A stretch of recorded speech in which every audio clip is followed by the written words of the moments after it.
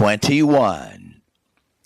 My other audiobook has dozens of speeches called Addicts, Recover Forever, Relapse Never, all describing history's principal method of genetic addicts staying sober. Tell yourself past addiction disaster stories, happily describe your current recovery or plan to begin, and picture your long, glorious, healthy future staying off the crap. But to always stop yourself from shoving in one more dose, surely exploding another 10,000, run your future horror movie right now, describing family abuse and your suffering terminal descent to 26 years early death. This few-minute audible daily exercise is 1 billion times researched to remake your brain, ethics, motivation, heart, and soul to refuse drugging suicide today and every day. Even if the pusher held a gun to your head and ordered you to shoot up, you would say, "You can't force me to a fate worse than death. Pull the trigger, asshole." Well, I just realized that I also stayed with this classic theme of human survival behavior modification, past, present, and future motivation and action lessons throughout our Save Us All speeches. That 10,000-year corrupt military commercial patriarchy, now an eye blink away from cementing our extinction, is the his story that we must end this damn second before it ends us. Force our governments to convert invasion war competition to making ocean and flood water our immediate fresh resupply, then watering every parched crop and CO2 storing tree before all of our human body's life support is gone. You and I must persuade a good 7 billion intelligent children and adults to halt our attempted suicide and murder before it succeeds. Then all of us commence everybody's life support saving. You've heard my telling of tyranny's billion-slaughtering history. Then I detailed the milliseconds that will kill us other 8 billion if you're too apathetic to launch our Survive and Thrive revolution. We must teach and inspire everyone to force our governments to devote our taxes for Constitution-demanded general welfare. No longer stolen by violent, greedy, corrupt, selfish, polluting special interests.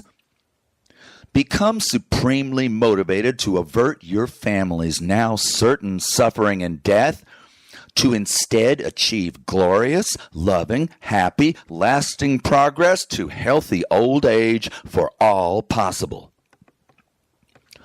Ocean desalination will require trillions of dollars and immense labor. Decades of buildup may still leave much of humanity critically dry. Obviously, an equal huge world floodwater pipe delivery to water treatment plants and reservoirs is even more timely and mandatory. 100% local government support by state, national, and world treaty funds and technical construction support must all be every voter's demand. Whether worst or best case scenario, during this maximal effort, 1 billion may still die of thirst and hunger. Only our hugest public projects, first massively privately promoted, then public government driven through the present and long-sustained future, can possibly save most of us. How? Because then our best industrial gear-up readies higher multiples of freshwater production, just as atmosphere extraction of CO2 also gets up to speed. Your job is to demand and authorize this total program that our leaders must fund, build, and operate, which they surely will refuse to do unless we make courts deny them every private special interest bribe. Then we present them with thousands of candidate challengers infecting public voter passion to fire the laggard and corrupt office holders. If we do our giant part, they'll still perform to keep their precious jobs, only now obeying our every legal and political new requirement to stop killing and keep saving us. Of course, I have provided only a common sense, history and current events informed outline of every legal, technical, financial, industrial, and political humanity rescue effort. Stevie, 13-year-old, burned to save our world too, right before screwing that for my 47-year drug binge. Sick for life until recovering geezers, though, are known for renewing teenage passions. But we need 1 billion 8 to 18-year-olds. So first, I'm hawking this thing to our fast-maturing young adults and wise children, because we have all but lost humanity's unbegun war to survive without our school-age idealists. I think that young people who learn that our history of people using and hurting others, leading directly to the awful weapons and weather of today, which are about to kill us all tomorrow, will skyrocket their emotional commitment to rescue self, family, and friends mortally endangered. How? By adding to their blooming idealistic dreams terrifying new world realism, then launching uncompromising young actors to fully repair our fatal human machinery. And you'd better believe they'll demand equivalent effort from rather less galvanized parents. Please don't kill us all before our beards and boobs fill out. Today, my latest war report offers a summary lesson. Politicians bribed by weaponeers for murder weapons fully cause one more than 99% of his story's tragedy, and their sick, savage, stupidly designed end of all humanity. Whoever disbelieves this, please name me a single preventable human harm that could not be dramatically lessened by public leadership wholly prioritizing life protection and enhancement, while fully retiring patriarchy's death machine. The misnamed Israel Defense Force last week rescued 2 hostages from South Gaza. To divert and draw away Hamas defenses from the raid site, Israeli bombers smashed their 5,000th apartment building, give or take, killing plenty in Rafah, where 1.5 million refugees were forced to crowd to supposedly escape bombing. A Palestinian survivor related his experience to NPR. I'm glad that 2 hostages were returned to their families. Their human rights to live with loved ones were granted. My entire family, though, was deliberately killed to benefit, apparently, their superiors. I went to the morgue to search through body bags. First, I identified my sister's half-remaining face. It took longer to recognize my brother. He was in many small pieces. I found my mother in her favorite blouse. Her head was completely torn off. Why must I live the rest of my life with no family? Only these horrible, haunting memories of their ghastly destruction. The vast majority of humanity demands a ceasefire and the establishment of the independent nation of Palestine, merely equal to Israel. The military occupier overlord, however, submitted to its parliament the permitted Palestinian destiny. Foreign military dictatorship of totally disarmed Gaza, except necessary police. To keep consequent hopeless rage from exploding centuries more violent revolt, they'll have to intercept 100% of massive Arab weapons import they've never been able before to even slow. As in past speeches, I cite said plot as not peace or defense, but obvious 100% permanent hate and war for profit.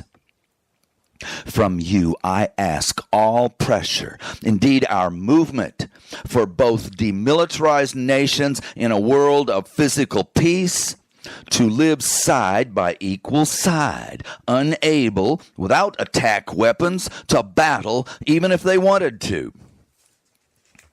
Remember that for 10,000 years, virtually all nations have piled weapons to the moon, shrieking reasons of self-defense, peace through strength, and enforced liberty and equality.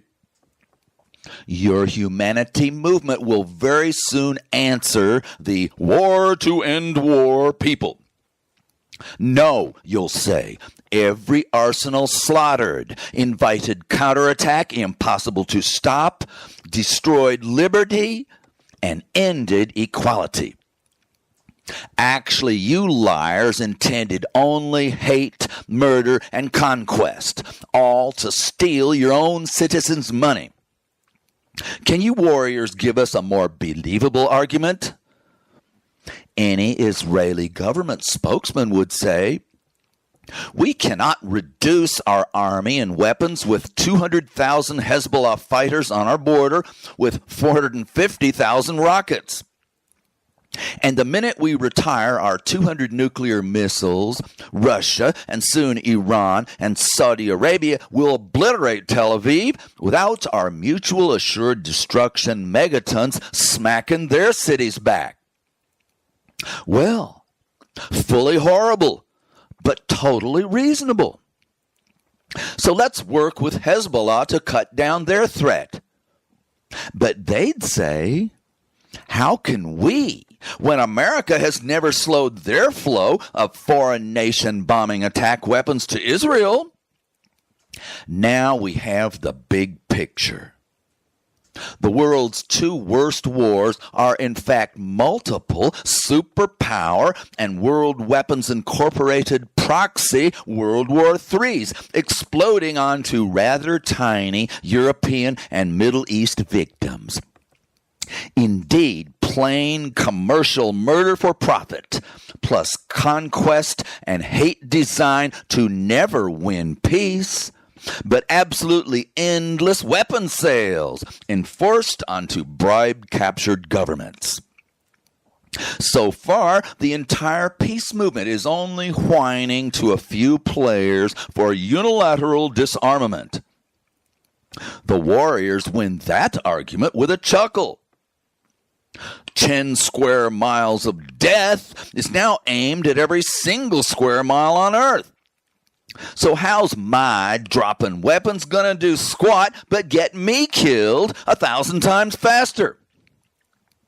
Before you and I reply with the obvious, universal, gradual arms and armies reduction answer, let's look once more at history's every human tragedy, except the minimum of maladies that a peaceful, medically advanced society's 70 to 100-year-olds will suffer, and inquire about any terrible harms that would not be prevented or at least eased by a fully disarmed, loving, caring society governed by helpers and public caretakers, no longer tax thieves and killers.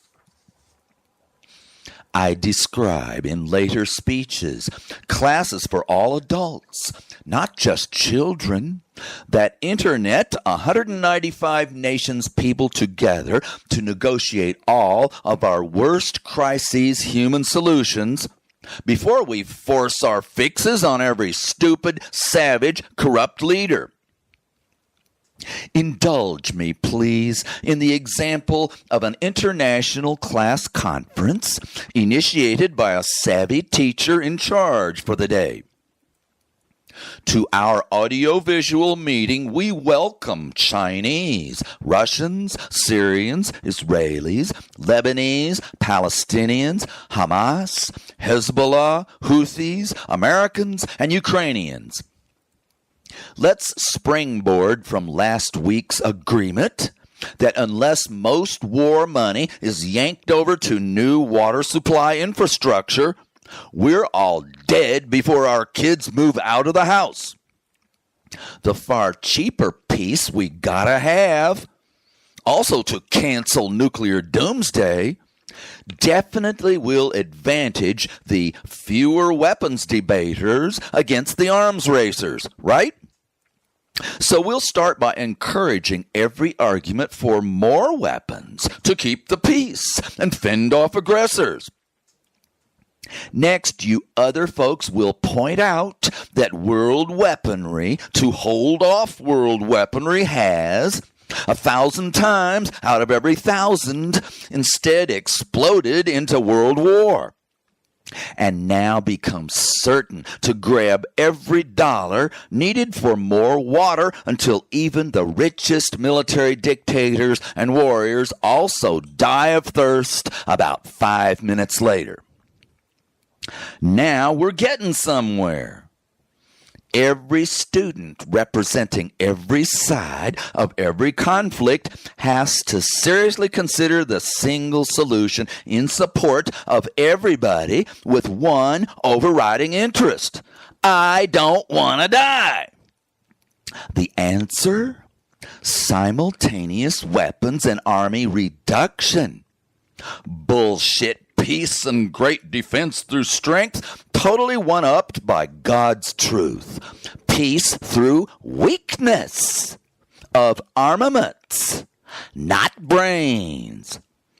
Well, duh! But our class of Socratic dialogue and argument gives the bomb pilers another shot. Won't invaders still attack opponents down to 49% force while they cleverly hung on to 51%?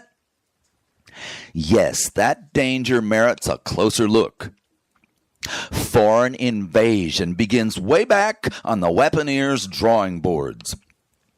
Conquest, not just profit motive, designs 12 to 12,000 mile, 1,700 to 17,000 miles an hour missiles carrying explosives capable of blowing to smithereens hundreds, thousands, millions, and billions.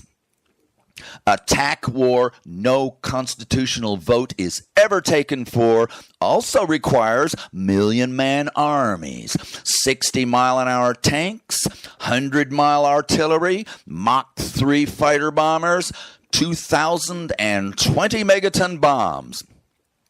So our world-class and actual 195 nation negotiations for sincere, mutual, true attainment of national defense, not the lying objective of foreign invaders, must first focus on steady elimination of evil offenses to leave mutual, then successful defenses.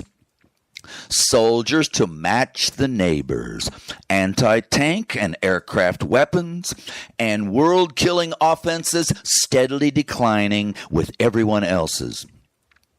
Now all you citizen students work out among especially the top 50 national arsenals your 1, 5, 10, and 20-year mutual disarmament progress planned towards border defenses only. Then post 6-month progress reports.